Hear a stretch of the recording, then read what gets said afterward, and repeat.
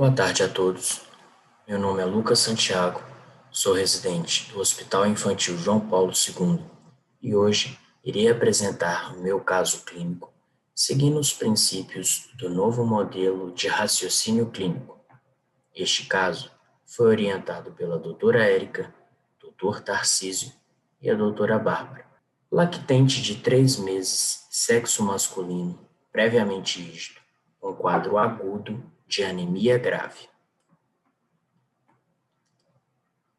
Neste momento, gostaria que pensassem não em uma, mas em várias hipóteses diagnósticas, desde as principais até as causas menos prováveis.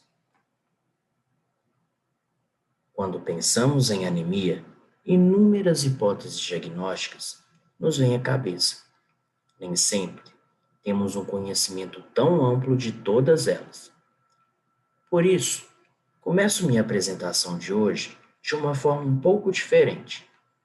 Deixo de partir de um diagnóstico sindrômico para falar com vocês sobre uma alteração laboratorial extremamente prevalente no dia a dia do pediatra, a anemia. Então, gostaria de começar expondo as principais causas de anemia, de uma forma geral, para irmos construindo juntos o nosso raciocínio clínico baseado no caso em questão. Uma forma interessante de classificarmos as causas de anemia é segundo a sua morfologia e resposta reticulocitária.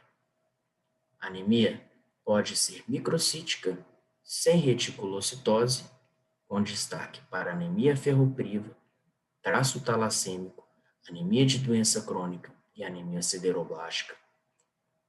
Microcítica com reticulocitose, e aí temos as síndromes talassêmicas e a piropoiquilocitose, uma condição em que há um defeito na membrana das hemácias, fazendo com que elas se rompem de uma maneira mais fácil.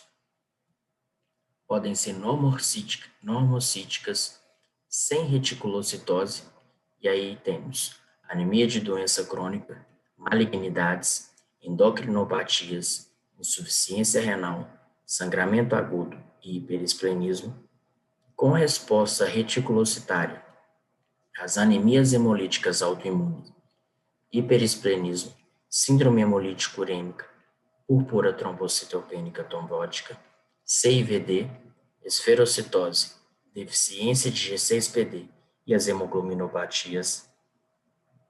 Podem ainda ser macrocíticas, sem reticulocitose, com destaque para deficiência de vitamina B12 e ácido fólico, anemia plástica congênita e adquirida, uso de drogas, hipotireoidismo, com reticulocitose, anemia deseritropoética tipo 2 e tipo 3, uma condição em que ocorre um amadurecimento de forma anormal das hemácias, e uma hemólise com reticulócitos muito elevado.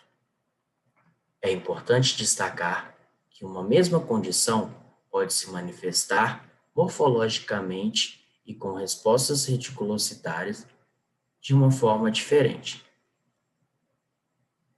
Sobre as características principais do nosso caso. Como disse, paciente do sexo masculino de 3 meses, em que a queixa principal da acompanhante era que a criança havia parado de mamar. O paciente iniciou o quadro com diminuição da sucção ao seio materno e sonolência. Evoluiu após 24 horas com palidez cutâneo-mucosa importante, prostração acentuada, taquipneia e gemidos. Relato materno de 2 episódios de vômito, sem febre, sintomas gripais ou contactantes doentes. Procurou atendimento médico em hospital da cidade de origem, onde foram realizados exames laboratoriais e revelaram uma hemoglobina de 3,4. Encaminhado, então, ao Hospital Infantil João Paulo II e admitido no CTI com quadro de choque hipovolêmico.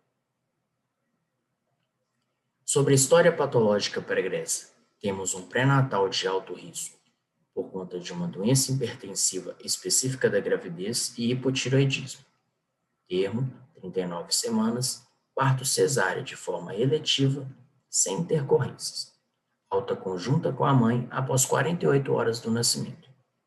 A acompanhante relata um quadro autolimitado de bronquiolite 20 dias antes da admissão neste serviço. Fez uso na ocasião de claritromicina durante 10 dias e prednisolona por 5 dias. Sobre a história social e epidemiológica, temos a informação de que o paciente é procedente de Itaguara, mora com pais e irmãos, casa com água e esgoto encanados, sem histórico de viagens recentes. A história familiar. Temos mãe de 31 anos, portadora de hipotireoidismo e hipertensão arterial sistêmica, pai de 35 anos, diabético tipo 2, irmã 6 anos com alergia à proteína leite de vaca e irmão 7 anos sadio. Vacinação atualizada de acordo com o Programa Nacional de Imunizações. História alimentar, temos que a criança está em aleitamento materno misto, com uso de fórmula semi-elementar, devido à história familiar positiva de APLV. Ao exame, o paciente apresentava na admissão com um estado geral muito comprometido, acianótico e hipocorado. Vias aéreas eram pérvias. Tórax atípico, com expansibilidade preservada e com um esforço respiratório moderado.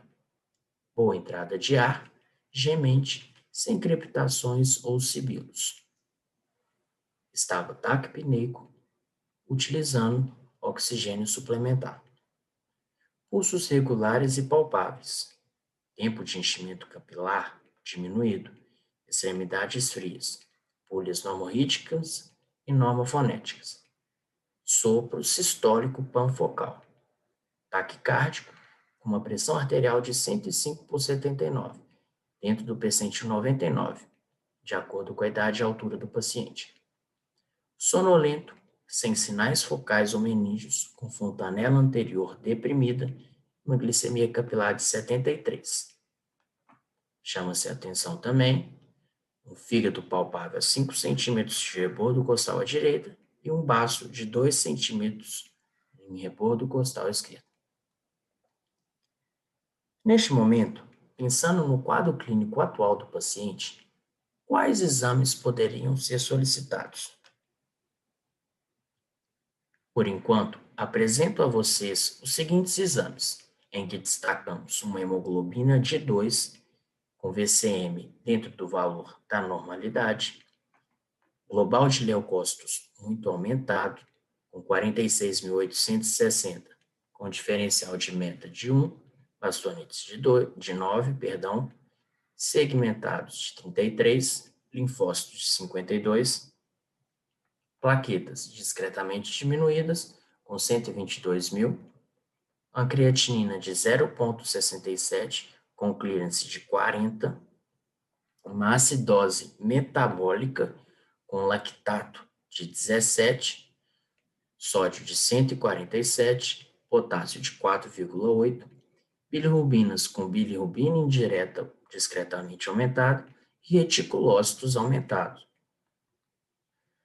O paciente, neste momento, foi monitorizado, obtido acesso venoso periférico e mantido em uso de oxigênio suplementar. Logo após a admissão, evoluiu com cianose labial, superficialização do padrão respiratório e hipotermia grave. Recebeu expansão volêmica, aquecimento corporal, iniciado antibiótico terapia de forma empírica, correção de bicarbonato e optado pela realização da transfusão de concentrado de hemácias devido ao estado crítico de saúde do paciente naquele momento. Após tais medidas e cuidados intensivos, ele evoluiu com melhora clínica considerável, estabilidade hemodinâmica e resolução do quadro de choque hipovolêmico e acidose metabólica grave. Pensando na resolução do caso e focando nosso raciocínio em cima das hipóteses diagnósticas, podemos construir a nossa lista de problemas. Sobre os sinais e sintomas, temos a diminuição da sucção, palidez cutânea mucosa, prostração acentuada e o episódio de vômito. Nos achados ao exame físico, temos estado geral crítico, hipocorado, choque hipovolêmico, e uma hepatoesplenomegalia. De exames alterados, observamos uma anemia normocítica com associação de plaquetopenia e leucocitose e reticulocitose.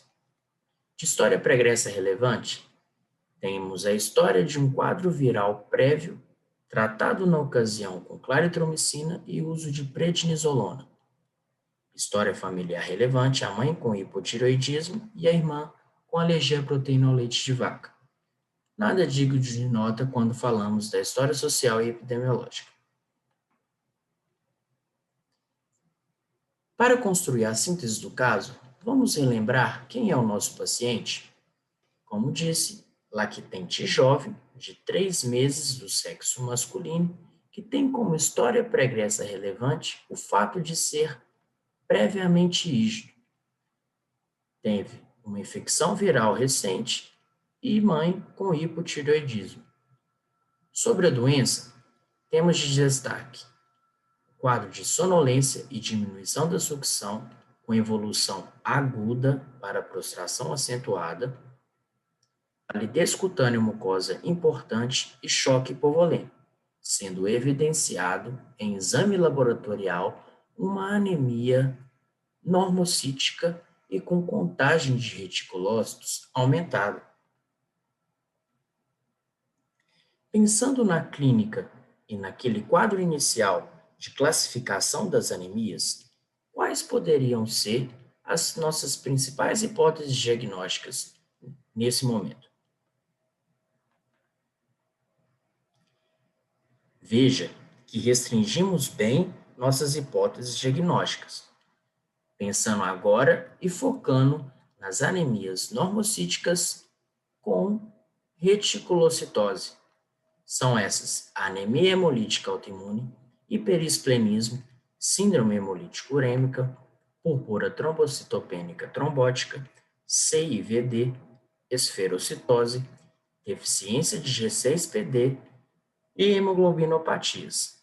E é a partir delas que iremos construir os nossos scripts de doença. Escolhi a anemia hemolítica autoimune para ser a primeira doença.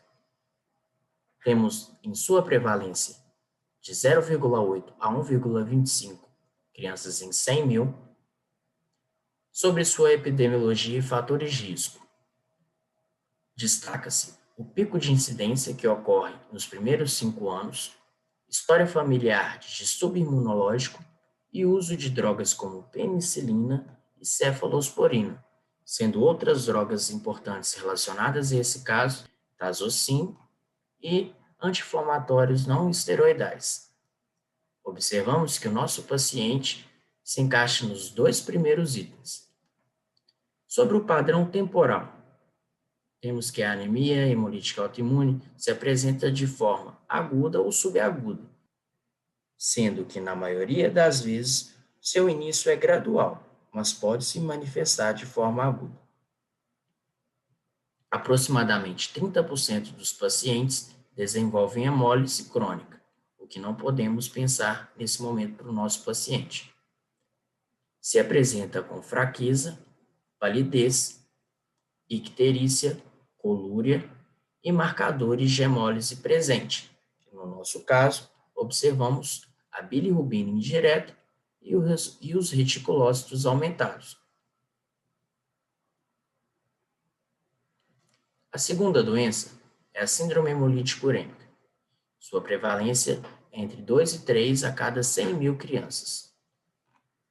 O perfil dela se apresenta dessa forma: crianças menores de 5 anos, sendo que o pico é entre 2 a 4 anos, então se encaixa no nosso perfil do nosso paciente. Contato com pessoas com diarreia e ingestão de carne contaminada, o que não foi relatado. Geralmente se apresenta com pródromos de dor abdominal, vômito e diarreia, com evolução de 5 a 7 dias, o que também não foi observado no caso. Tem um início de anemia aguda e de forma progressiva. Se apresenta uma anemia hemolítica e trombocitopenia, achados laboratoriais que foram encontrados neste caso. injúria renal aguda, observada no clínis diminuído, e pode se manifestar com convulsões, coma e até mesmo acidente vascular cerebral, o que não foi observado nem destacado neste caso. A terceira doença é a leucemia aguda, sendo inclusive uma causa de anemia hemolítica autoimune. Tem sobrevalência de 3,4 em cada 100 mil crianças. Geralmente o seu pico ocorre entre os 2 e 5 anos de idade, o que não fala tanto a favor, de acordo com o perfil do nosso paciente, mais comum em meninos, e síndromes genéticas como síndrome de Down e neurofibromatose tipo 1 estão relacionadas. Seu padrão temporal é de forma aguda, com evolução aguda, de forma persistente, piora progressiva. Se apresenta com hepatoesplenomegalia, linfadenopatia, hematoma e febre, sendo a febre uma possível causa de infecção ou representar um sintoma constitucional da doença, e alteração de outras linhagens de célula. Observe que temos a hepatoesplenomegalia como algo que fala a favor dessa doença e as alterações de outras linhagens celulares. Para falar do diagnóstico diferencial, construí esse quadro para destacar as manifestações clínicas do nosso paciente que são favoráveis à hipótese, contrárias à hipótese e ausentes, mas que poderiam estar presentes. Dentro da anemia hemolítica autoimune, temos favoráveis à hipótese a palidez importante, prostração, sopro sistólico. Contrárias à hipótese, não destacamos nenhuma das manifestações, e ausentes, mas que poderiam estar presentes, a icterícia e o quadro de febre. Na leucemia aguda, favoráveis à hipótese, temos a hepatomegalia.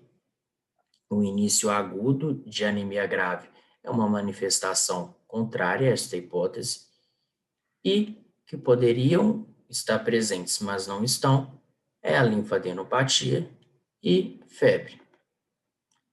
Na síndrome hemolítica urêmica, de manifestações favoráveis à hipótese, temos a hepatomegalia e a hipertensão arterial, contrárias à hipótese. Apresentação inicial de anemia sem um pródromo gastrointestinal, que na grande maioria das vezes está presente, e de ausente, mas que poderiam estar presentes, como disse o pródromo gastrointestinal, oligoanúria e também a febre.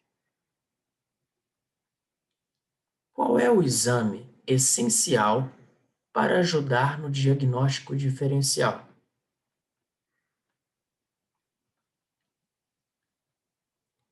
Observe que não destaquei que o nosso paciente havia apresentado como resultado de exame um CUMBS direto positivo.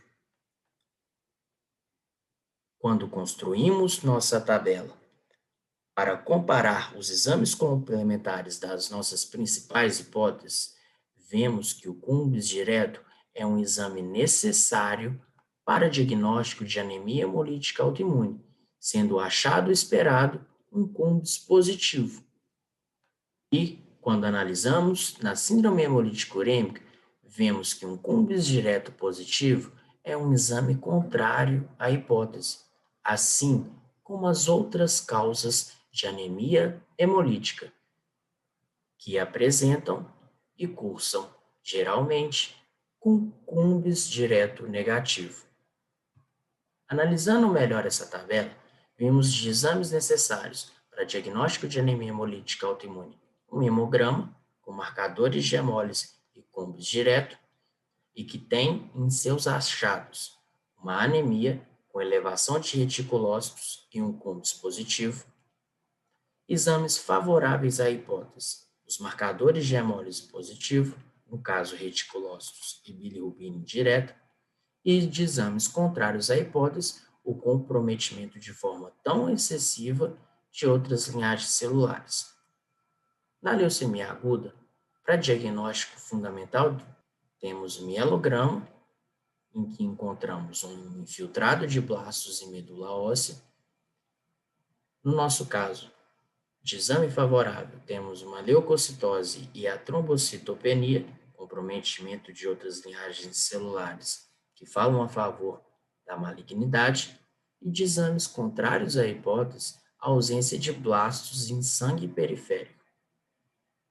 Sobre os exames complementares da síndrome hemolítica urêmica, temos os exames necessários para o seu diagnóstico, um hemograma com estergácio de sangue periférico e a função renal, em que encontramos uma anemia hemolítica microangiopática com trombocitopenia e lesão renal aguda. Dentro do caso de exame favorável, observamos a anemia hemolítica, creatinina elevada e trombocitopenia. E de exames contrários à hipótese, como eu mesmo já disse, o Cumbres direto positivo. Quando falamos de anemia hemolítica autoimune, podemos classificá-las também de acordo com o tipo de anticorpo envolvido no processo imunológico. Elas podem ser por anticorpos quentes da classe de IgG, com as principais causas sendo idiopática ou primária, síndrome de Evans, condição que cursa também com plaquetopenia, imunodeficiência adquirida, infecções, doenças autoimunes ou inflamatórias, como lúpus eritematoso sistêmico, imunodeficiência primária, malignidades, como por exemplo a leucemia aguda, sendo uma causa secundária de anemia hemolítica autoimune, ou pós-transplante. Elas podem ser por anticorpos frios da classe IgM, podendo ser idiopática, relacionados à infecção, como por exemplo micoplasma ou por Epstein-Barr vírus, malignidades, ou hemoglobinúria paroxística fria, que embora aconteça na grande maioria das vezes em criança, é uma condição mais rara e geralmente de forma autolimitada, podendo ter associação com processo infeccioso ou ser idiopática. Enviamos uma amostra de sangue do nosso paciente para o laboratório de imunohematologia, com o intuito de tentar definir qual a classe de anticorpo positivava o Cumbres. Vimos que um Cumbres direto da classe IgG veio positivo. Além disso, C3D, que indica que no momento não há hemólise em vigência. Foi observado também, através da pesquisa de anticorpos irregulares, ou seja, anticorpos diferentes daqueles que produzimos, como anti-A ou anti-B, a depender do grupo sanguíneo do paciente, anticorpos da classe IgG e IgM, um padrão misto, que a princípio podemos pensar principalmente em um quadro primário, embora uma investigação mais elaborada deve acontecer para descartar causas secundárias. Sobre o desfecho do caso, e relembrando os principais pontos. O paciente foi admitido no CTI com quadro de anemia aguda grave, choque hipovolêmico e acidose metabólica. Após a estabilidade clínica, em menos de 24 horas, o paciente iniciou pulsoterapia com 30 mg quilo durante 3 dias e segmento com prednisolona 2 mg quilo dia. Embora seja o tratamento de primeira linha, com boa resposta principalmente quando temos anticorpos quentes associados, não temos estudos grandes e geralmente são estudos retrospectivos, por ser uma condição relativamente rara. Novos exames laboratoriais mostraram uma hemoglobina de 6,4, uma recuperação do seu nível, com o global de leucócitos sendo diminuído e uma plaqueta bem diminuída, de 34.000. Teve alta para a enfermaria no dia 27/8 e neste momento já não apresentava um vaso palpável, como no exame físico inicial. Exames do dia 4 mostraram um reticulócito de 15,3 verdadeiramente aumentado e com plaquetas de 761 mil, apresentando uma resposta medular. Teve alta neste mesmo dia, com prescrição de prednisolona, droga de primeira linha de tratamento em anemia hemolítica autoimune, acompanhamento ambulatorial com hematologia para avaliar a resposta terapêutica e investigar possíveis causas secundárias de anemia hemolítica autoimune.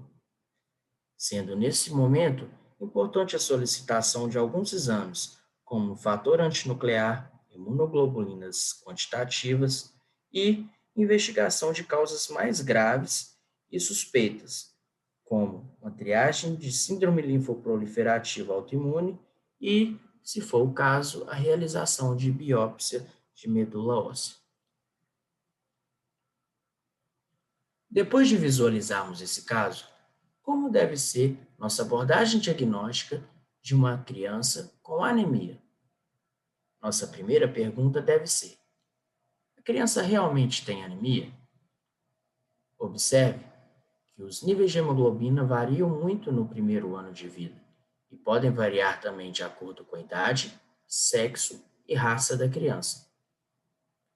Se a resposta for sim, a criança realmente tem anemia, deveremos nos perguntar: existe o comprometimento de outras linhagens celulares?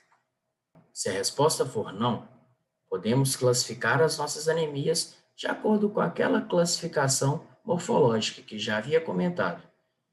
Se é uma anemia microcítica, pensando em deficiência de ferro, talassemias, anemia sideroblástica e anemia de doença crônica, exames importantes para a elucidação diagnóstica são história alimentar, teste terapêutico com ferro, dosagem de ferro, ferritina, TBIC e eletroforese de hemoglobina.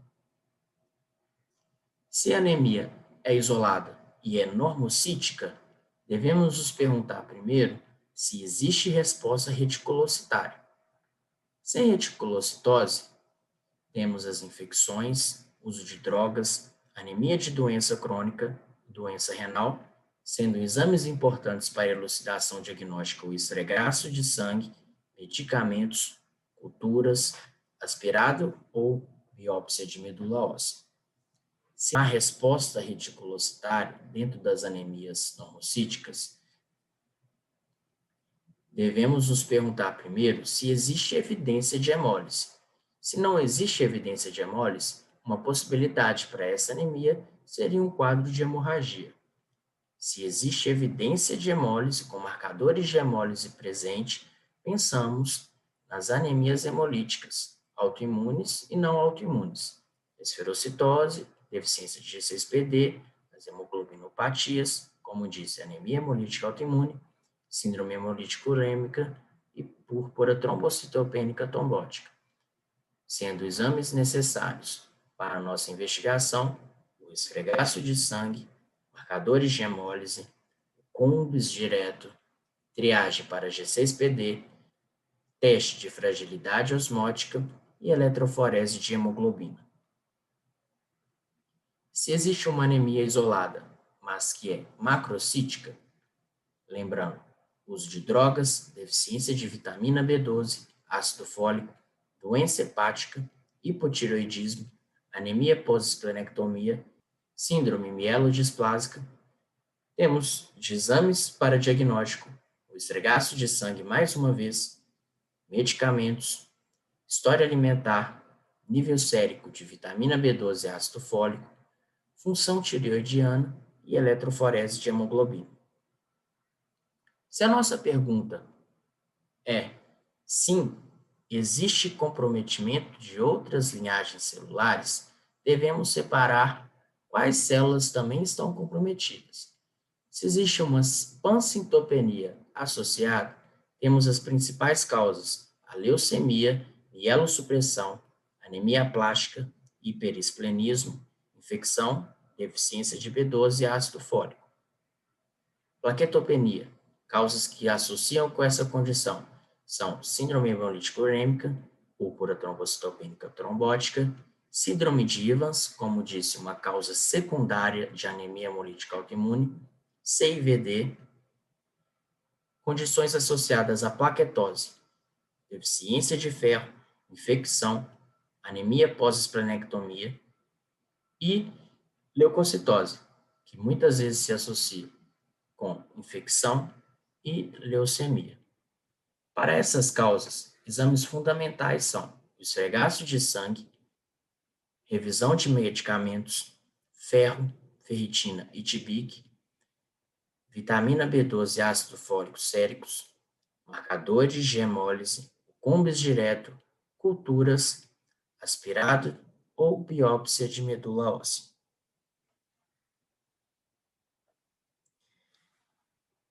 Termino minha apresentação com essa frase de Kant, para destacar o meu objetivo principal neste trabalho, que foi construir o nosso raciocínio clínico em cima das principais hipóteses diagnósticas da anemia na infância.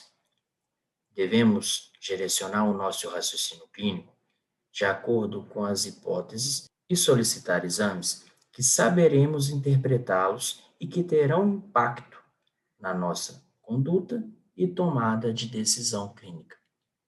Muito obrigado.